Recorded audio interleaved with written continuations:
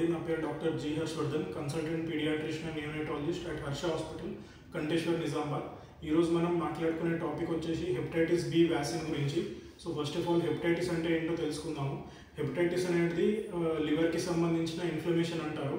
So ఇది ఏ కారణం వల్ల అన్నా కావచ్చు. ఫర్ ఎగ్జాంపుల్ వైరల్ హెపటైటిస్ ఉంటుంది, అలాగే ఆటోఇమ్యూన్ కాజెస్ వల్ల అవుతుంది, లేదా టాక్సిన్ మీడియేటెడ్ ఉంటుంది, పాయిజనింగ్ వల్ల కూడా కావచ్చు, లేకపోతే డ్రగ్ ఓవర్డోస్ ఇలాంటి కాజెస్ వల్ల ఉంటాయి.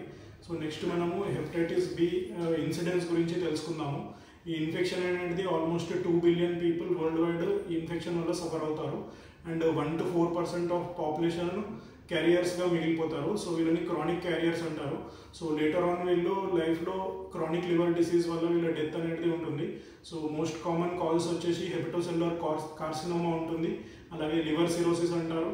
సో ఇలాంటి కాజెస్, ఇంకా క్రానిక్ లివర్ డిసీజ్ ఇలాంటి ప్రాబ్లమ్స్ వల్ల వాళ్ళ డెత్ అవుతుంది. అండ్ నెక్స్ట్ ఏంటంటే 25% పాపులేషన్ ఇలా సఫర్ అవుతారు. అండ్ 90% ఆఫ్ బేబీస్ ఎవరైతే మదర్ హెపటైటిస్ బి పాజిటివ్ ఉంటే వాళ్ళు 90%, ఒకవేళ అన్వాక్సినేటెడ్ ఉంటే వీళ్ళు క్రానిక్ క్యారియర్స్గా మిగిలిపోతారు. సో ఇదొక ప్రాబ్లం ఉంటుంది. So next hepatitis B vaccines గురించి తెలుసుకుందాము. సో హెపటైటిస్ బి వ్యాక్సిన్స్ అనేది సింగిల్ డోస్ వ్యాక్సిన్స్ ఉంటాయి, అలాగే కాంబినేషన్ వ్యాక్సిన్స్ లాగా కూడా అవైలబుల్ ఉంటాయి. సో కాంబినేషన్ వ్యాక్సిన్స్ ఏంటంటే 6 weeks, 10 weeks, 14 weeks అప్పుడు కాంబినేషన్ వ్యాక్సిన్స్గా మనకి అవైలబుల్ ఉంటాయి. సో మనము ఇప్పుడు సింగిల్ డోస్ వ్యాక్సిన్స్ ఏమి ఉంటాయో తెలుసుకుందాము. సో ఫర్ ఎగ్జాంపుల్ ఇవి చూపిస్తున్నాము. సో ఇది రివాక్ బి అనే ఉంటుంది. సో దీన్ని వచ్చేసి భారత్ బయోటెక్ వాళ్ళు ప్రొడ్యూస్ చేశారు. సో దీని కాస్ట్ వచ్చేసి ఆల్మోస్ట్ లైక్ 649 రూపీస్ ఉందండి. అండ్ ఇంకోటి వచ్చేసి బివాక్ అని ఉంటుంది. సో ఇది 0.5 ml డోసేజ్ ఉంటుంది, ఇది పీడియాట్రిక్ డోసేజ్. సో నెక్స్ట్ వచ్చేసి జీన్వాక్, ఇది సీరం ఇన్స్టిట్యూట్ ఆఫ్ ఇండియా వాళ్ళు తయారు చేశారు. సో ఇది అడల్ట్ డోసింగ్, అడల్ట్ వచ్చేసి 1 ml డోసింగ్ ఉంటుంది. సో పీడియాట్రిక్ గ్రూప్లో మనం లెస్ దెన్ 18 years ఉన్న పిల్లల్లో 0.5 ml డోసింగ్ ఇస్తాము. అండ్ అబవ్ 18 yearsకి 1 ml డోసింగ్ అనేది ఇస్తారు. సో ఇది డీప్ ఐఎం ఇంజెక్షన్ అంటారు. సో ఇది మజిల్కి ఇస్తారు ఇంజెక్షన్. సో ఇది ఐదర్ డెల్టాయిడ్ ఏరియా ఆఫ్ హ్యాండ్లో తీసుకోవచ్చు, లేకపోతే లాటరల్ ఆస్పెక్ట్ ఆఫ్ థైలో తీసుకోవచ్చు. అండ్ ఇది రికాంబినెంట్ డిఎన్ఏ వ్యాక్సిన్ అంటారు. సో ఇవన్నీ అదే సేమ్ టైప్లో ప్రిపేర్ చేసి ఉంటారు.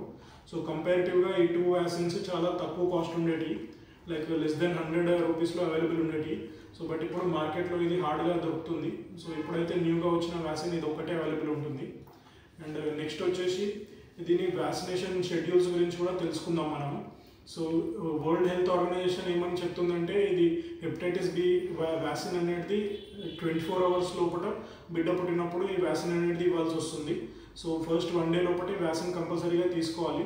సో అప్పుడే దీని సీరో కన్వర్షన్ రేట్ అనేది ఎక్కువగా ఉంటుంది అండ్ ఎఫికేషియస్గా ఉంటుంది. లేటర్ ఆన్ కూడా తీసుకోవచ్చు, బట్ సక్సెస్ రేట్స్ అనేది తక్కువ అవుతుంది.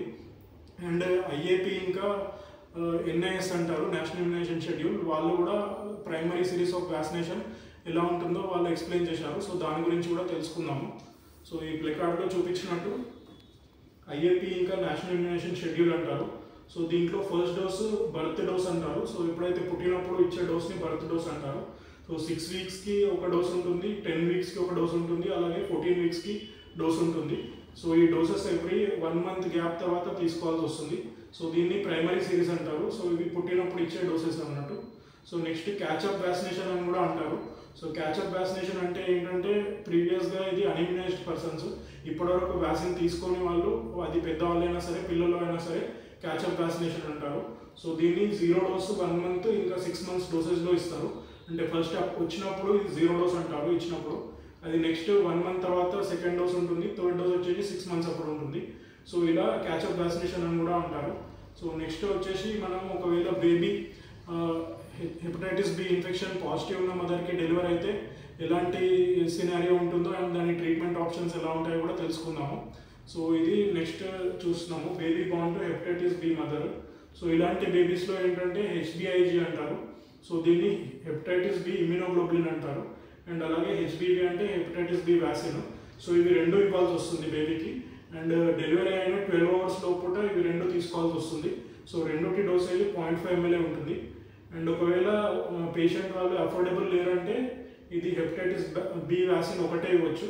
సో దీని డోసేజ్ వచ్చేసి ఫస్ట్ బర్త్ అప్పుడు ఇచ్చేది 0 dose, అలాగే 1 month అప్పుడు, అండ్ 2 months అప్పుడు, అండ్ 1 year అప్పుడు ఇస్తారు 12 months. సో ఈ డోసేజ్ ఇలా ఉంటుంది. సో ఈ సేమ్ షెడ్యూల్ కూడా ఇమ్యూనో కాంప్రమైజ్డ్ ఉన్న పేషెంట్స్లో కానివ్వండి, లేకపోతే క్రానిక్ రీనల్ ఫెయిల్యూర్ ఉన్న కేసెస్లో కానివ్వండి ఇదే షెడ్యూల్ ఫాలో అవుతారు. సో దీంట్లో ఏంటంటే వీళ్ళకి యాంటీబాడీ టైటర్ చెక్ చేసి బూస్టర్ డోసెస్ కూడా రిక్వైర్మెంట్ ఉంటే ఇవ్వాల్సి వస్తుంది. సో నెక్స్ట్ ఇలా పుట్టిన పిల్లలకి పాజిటివ్ ఉన్న మదర్కి పిల్లల chances almost 70 to 90% infectivity rate ఉంటుంది. సో అందుకనే ఇది వ్యాక్సినేషన్ ఇంకా హెపటైటిస్ బి ఇమ్యూనోగ్లోబులిన్ అనేది ఇవ్వాల్సి వస్తుంది.